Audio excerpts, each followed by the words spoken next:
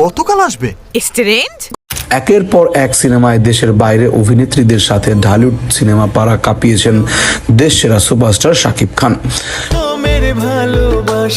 রাজকুমার সিনেমায় মার্কিন অভিনেত্রী প্রিয়তমায় ইধিকা পাল, তুফান সিনেমায় মিমি চক্রবর্তী এবং সর্বশেষ সিনেমা দরদে বলিউডের সোহান চোহালের সঙ্গে ঢালিপাড়া কাঁপিয়েছেন দেশসেরা সুপারস্টার। তাই তো তাণ্ডব সিনেমা দিয়ে বাড়তি উত্তেজনা তৈরি হয়েছে সাকিবিয়ানদের মাঝে। কে হচ্ছেন রায়হান রাফির পরিচালিত তাণ্ডব সিনেমার সাকিবের নায়িকা? তাণ্ডব সিনেমা ঘোষণার পরই কয়েকটি প্রশ্ন সামনে এসেছে। কবে শুরু হবে তাণ্ডবের শুটিং, আর কে থাকবেন সাকিবের নায়িকা? আলোচনার শুরুতেই বলা হয়েছিল এবার সাকিবের বিপরীতে থাকবে দেশীয় নায়িকা।